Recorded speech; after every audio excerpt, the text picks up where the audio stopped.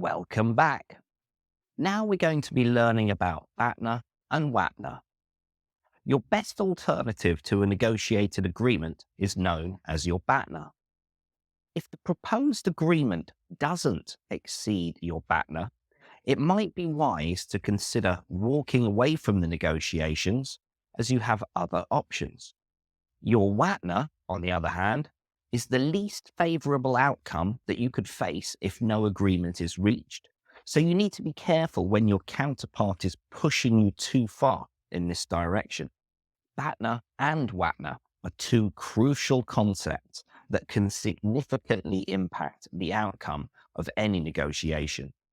These acronyms represent powerful tools which guide us in making informed decisions during the negotiation process. Ultimately, they lead or can lead to more favorable results. Firstly, let's talk about BATNA, the best alternative to a negotiated agreement. Imagine you're in a negotiation and the conversation isn't progressing as planned. Your BATNA is the backup plan you've prepared in case the negotiation falls through. It's your plan B, the best option available to you if an agreement cannot be reached. Understanding the BATNA is essential for several key reasons. The first one being leveraging power. Knowing your BATNA empowers you to negotiate from a position of strength. If the proposed agreement doesn't exceed your BATNA's value, you have the option and perhaps the inclination to walk away. Also, it enables you to set limits. The BATNA can help you to set your limits during a negotiation, or preferably beforehand. If the terms offered aren't better than your BATNA, it's a sign that you might need to reconsider. Thirdly, risk management. By having a well-defined BATNA, you mitigate the risk of agreeing to terms that might not be in your best interest. Now let's have a look at WATNA, the worst alternative to a negotiated agreement. This is the least favorable outcome you could face if no agreement is reached and you don't have a fallback plan. It's the scenario that you want to avoid at all costs. Understanding your WATNA is equally as important as the BATNA. Different reasons though, for example, the first one being motivation. Recognizing your WATNA serves as a strong motivator to engage constructively in the negotiations. It encourages you to strive for a better outcome than your worst case scenario. But ultimately, it lets you know what your worst case scenario is so that you can be prepared and also plan the way that the conversation is going effectively, given the strength of your WATNA. The second reason is for perspective. Understanding the potential consequences of not reaching an agreement helps you appreciate the value of finding the common ground. Thirdly, negotiation strategy.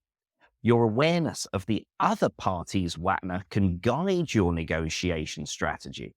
If you can offer a solution that's more favorable than their WATNA, you increase your chances of reaching an agreement. Let's have a look at the infographic. So here on the infographic, you can see there's the buyer and the seller negotiating over a Maserati. The buyers on the left have their BATNA and WATNA, as do the sellers on the right. Now, as you can see, the buyers are being pulled past their BATNA of 180,000. If they go much past the 180,000, for example, to 190,000, there's no point in the buyer buying from this seller because they've already been offered 180,000 from another dealer. However, they need to be careful of their WATNA, which you can see behind them. For example, nothing suitable or they pay more.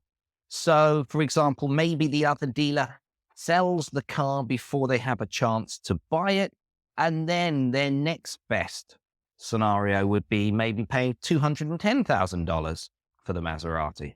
The seller, again, with their BATNA and WATNA, maybe they won't get any buyer at all. Maybe it's a slow month, no one else is there to buy the car, they get nothing. That's their WATNA. But their BATNA, on the other hand, is another buyer who's also offered to pay $200,000 for this car.